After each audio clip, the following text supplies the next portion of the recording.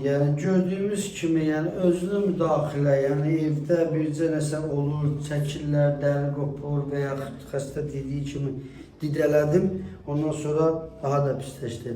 Belə şeylər olanda şəkər xəstələri mütləq həkimə müraciət eləməlidir. Özləri özlərinə həkimlik eləməsinlər. Bu da yəni ki, sonucu çox pis olan fəsadlara gətirib çıxarda bilər. Bu ne olub bu yaraya?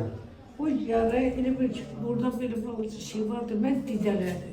Didələmədən O didələmə ilə də lap pisləşdi. Neçə gündür?